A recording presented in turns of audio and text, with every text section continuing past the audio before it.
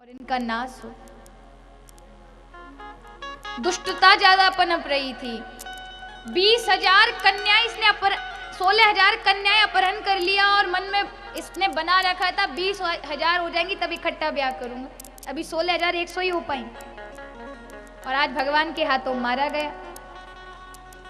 जब प्रभु ने आदेश दिया अपने सभी को कि जाके कारागार में खुलवाओ कितने राजा इसने बंदी बना रखे हैं, तो देखा वहां कारागार में एक राजा ना था, सारी स्त्रियां भरी पड़ी थी।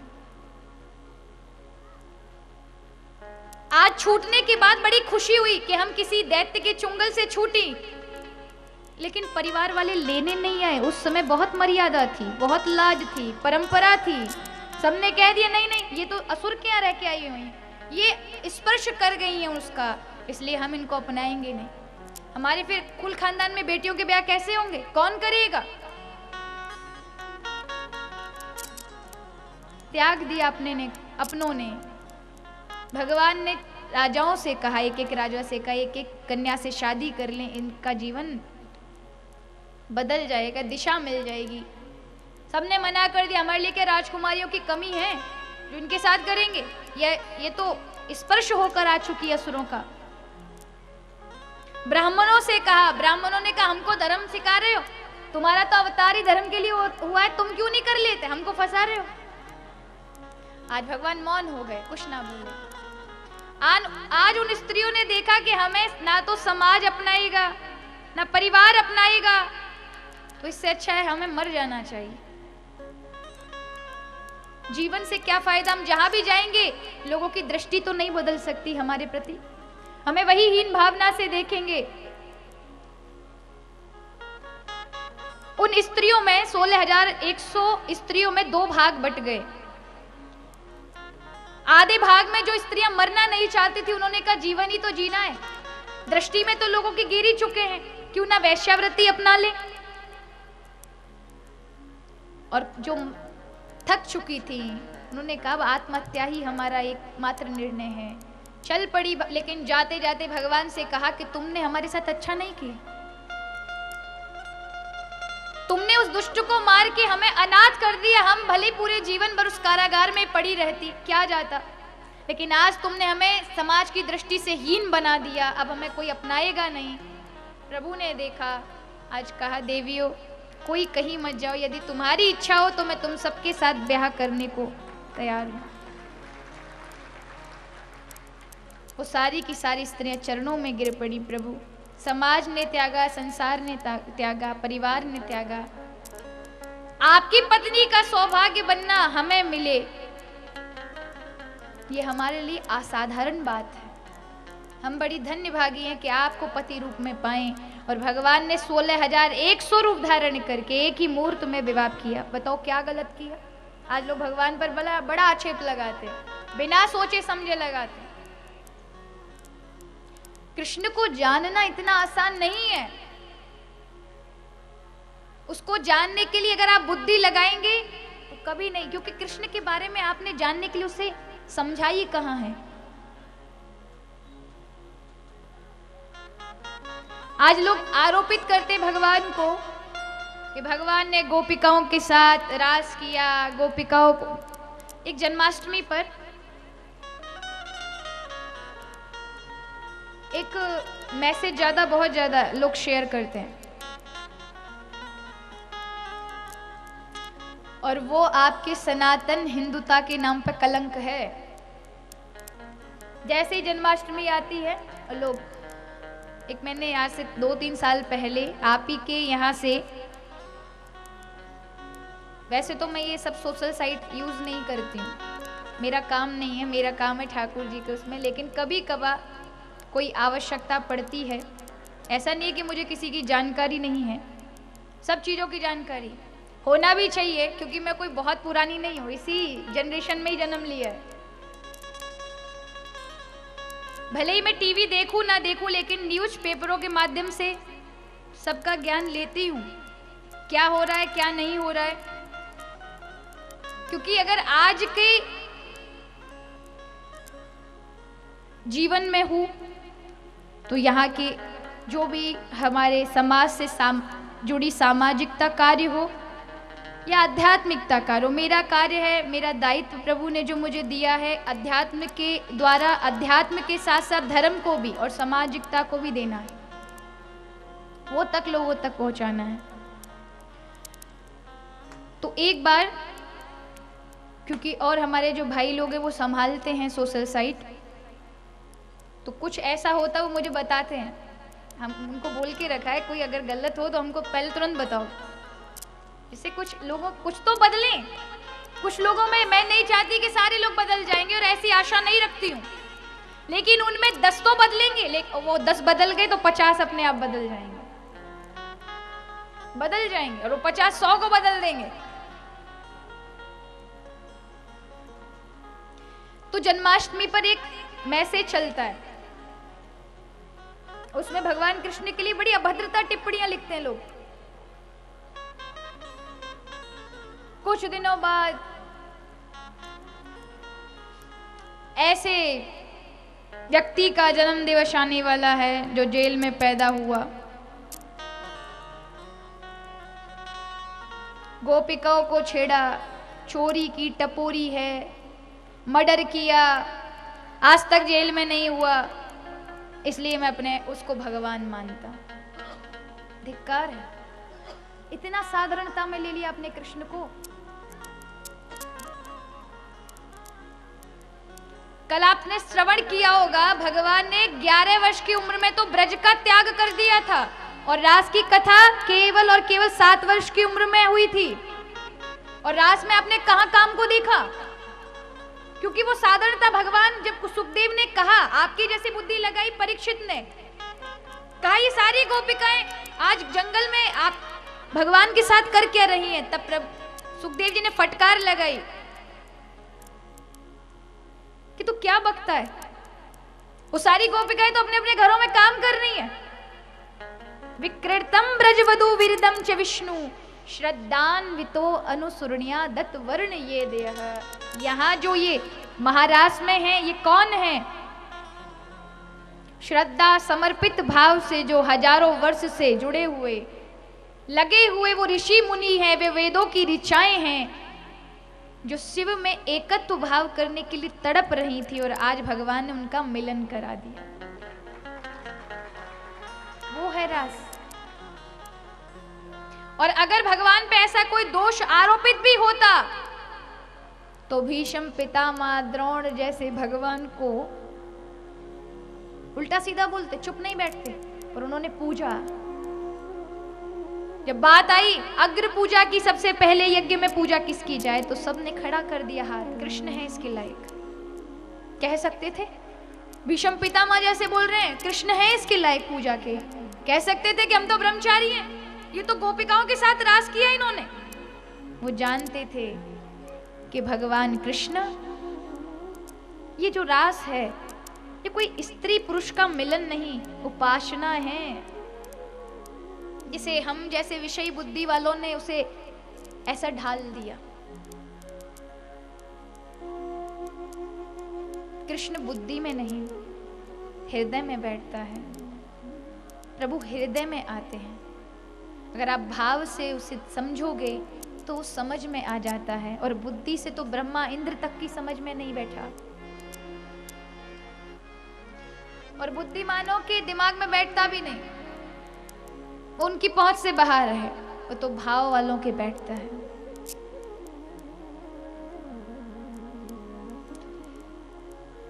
जब 4-5 की वर्ष की उम्र रही होगी तब भगवान ने माखन चोरी की।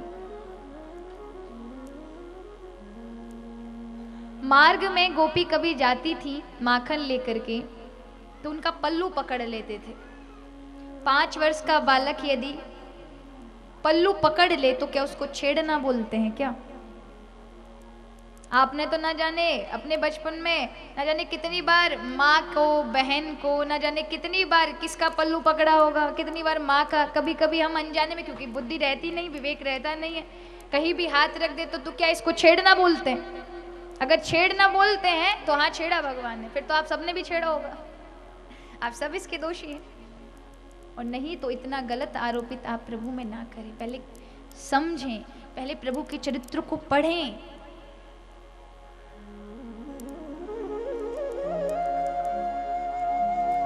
इसलिए हमारे आचार्यों ने मर्यादा रखी, कहा भागवत में सब कथा सुनाओ लेकिन महाराज की कथा मत सुनाओ, क्योंकि महाराज के अधिकारी हर कोई नहीं है।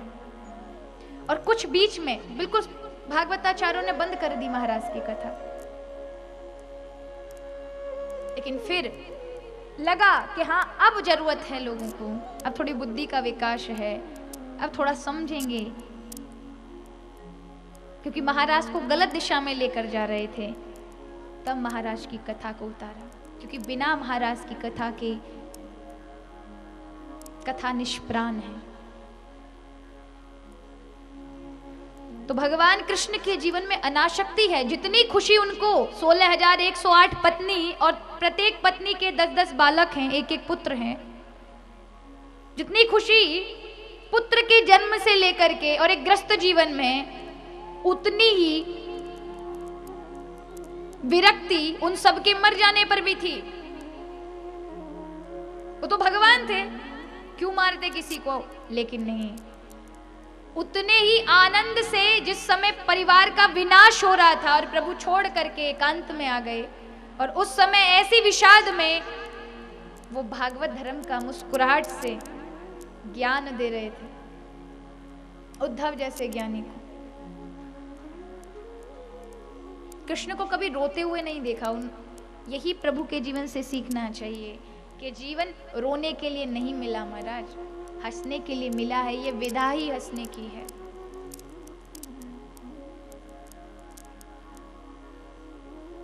इसलिए भगवान कृष्ण अनासक्त हैं, आसक्ति नहीं है। जितनी उनकी प्रसन्नता को ना परिवार रोक सका, ना कोई बंधन बांध सका, उनकी प्रसन्नता को कोई कम नहीं कर सका। कहीं उनका चंचल स्वरूप है तो कहीं एकदम शांत और गंभीर है, कहीं वो नटखट दिखते हैं तो कहीं शूरवीर हैं, कहीं वो हंसी ठिठोली करते हैं तो कहीं गंभीर दिखाई पड़ते हैं, कहीं वो धर्म उपदेशक होते हैं तो कहीं शांति दूत बन जाते हैं। प्रभु के क्या क्या रूप हैं, जितना कहीं उतना कम है। आज भगवान ने 16,108 विवाह किए। आगे कथा आती है कि भगवान का एक पुत्र हुआ प्रद्युम्न, ये कामदेव का अवतार था। आज एक असुर लेकर गया यहाँ प्रद्युम्न की, कामदेव की जो पत्नी थी रति, उन्होंने प्रद्युम्न को प्राप्ति किया और अपने पति को 2 ही दिन के अंदर औषधियां देकर एकदम जवान 21 वर्ष का बना दिया। और 6 दिन के बाद छठी पूजा की गई थी, तब वो असुर लेके गया और 10वें दिन बहू को लेकर घर में आ गए। बड़ा आनंद मनाया जा रहा है द्वारिकापुरी में कि बेटा अभी 10 दिन का हुआ लेकिन बहू भी आ गई। इन्हीं प्रद्युम्न जी महाराज के अनिरुद्ध हुआ। आगे चल करके कथा आती है, भगवान कुरुक्षेत्र, एक बार सूर्य ग्रहण पड़ता है और सूर्य ग्रहण में कुरुक्षेत्र में यज्ञ किया जाता है और यहाँ पहली बार ब्रजवासी से भगवान का मिलन होता है। आज यशोदा मैया ने इतने बड़े लाला को अपनी गोदी में बिठा लिया है, हृदय से लगा लिया है। गोपिकाएं मिली हैं प्रभु से, यहाँ थोड़ी बहुत सांत्वना मिली।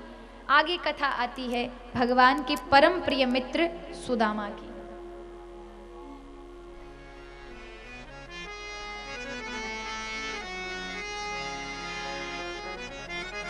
कहा सुखदेव जी ने, हे परीक्षित, भगवान का एक परम प्रिय सखा था जिसका नाम था सुदामा। कृष्ण सयाशिद सखा कश्चिद ब्राह्मणं ब्रह्मवितं विरक्त इंद्रियार्थेषु प्रशांतात्मजितेन्द्रियः। ब्राह्मण था, हमेशा प्रसन्नचित्त रहने वाला। गरीबी अगर उसकी हालत देखो घर की तो अत्यंत दयनीय है। एक पत्नी है सुशीला, 4 बालक हैं। कभी भोजन मिलता और कभी भूखे रहना पड़ता है, और जिस दिन भूखे रहते उस दिन कहते हैं कि भैया अपना तो उपवास है, ठाकुर जी ने आज उपवास रखवाया है। लेकिन कभी किसी से, कभी भूखे 2-2 3-3 दिन भी हो जाते तो पर सुदामा जी कभी किसी से मांगते नहीं। सिलोक्ष व्रती से जीवन यापन करते हैं।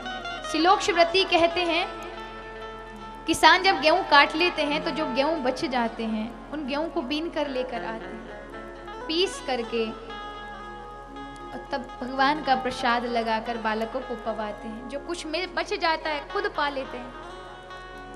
एक दिन 15 रोज हो गया, भगवान ने बड़ी परीक्षा ली कि आज सुदामा जी प्रतिदिन जाते पर कुछ नहीं मिलता। आज आए, आज भी बालक सो गए पिता की प्रतीक्षा करते करते। सुशीला जी ने देखा कि आज भी नहीं कुछ लेकर आए। पानी का एक गड़वा लेकर आई, मट्टी का बना हुआ था। उस कलश को भरकर लेकर आई, सुदामा जी के सामने रखा और कहा, स्वामी तुम अपने बचपन की बात कहो, मैंने आपका बचपन नहीं देखा।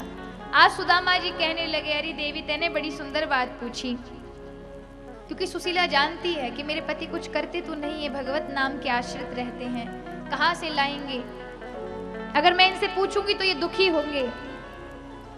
आज कहा, देवी मेरी मित्रता, मेरे बचपन का यार तो कृष्ण था।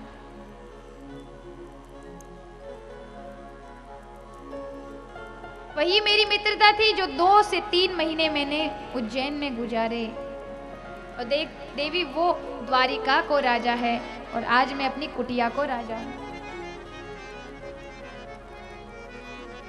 आपको बता दूं महाराज, सुदामा जी को ये जो दुख प्राप्त हुए हैं ये कोई उनके भाग्य में नहीं लिखा था। क्यों नहीं ये दुख प्राप्त होगा, लेकिन सुदामा त्रिकालदर्शी ब्राह्मण था, ये उसने जानबूझ के लिया था। एक बुढ़िया थी जो भीख मांगा करती थी और कई दिन तक उसे भोजन नहीं मिला, तड़प रही थी। अचानक से एक राहगीर जा रहा था, उसके हाथ में चने की छोटी सी पोटली थी और उसने उस बुढ़िया को दे दी। कहा मां तू इसको खा ले। उस बुढ़िया ने कहा अगर आज खा लूंगी तो कल भूखी रह जाऊंगी, मैं कल से ही शुरुआत करूंगी, आज तो मैं पानी पी के गुजार लूंगी। अपनी झोपड़ी में आई और चने वहां सिराने के पास रख दिए, सो गई। रात्रि में कुछ चोर आए, गांव वालों में शोर मच गया तो उस बुढ़िया की कुटिया में घुस गए। सिराने पर पोटली रखी थी, उन्होंने सोचा इसमें कुछ रुपया गहना पड़ा होगा, उसको भी अपने उस सामान में डालकर ले गए। गांव वालों ने हल्ला मचाया, आते हुए देखा तो झोपड़ी से निकलकर भागकर संदीपन मुनि के आश्रम पहुंच गए।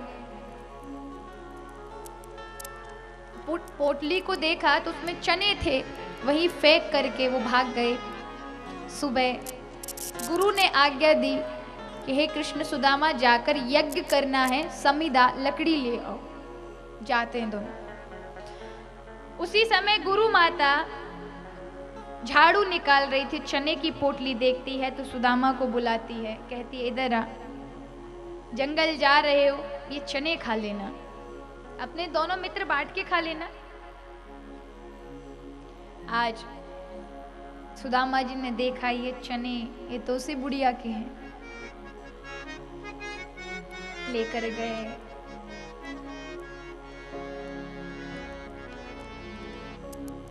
लेकर जा रहे थे। सुबह उठी वो बुढ़िया और उसने जैसे ही देखा कि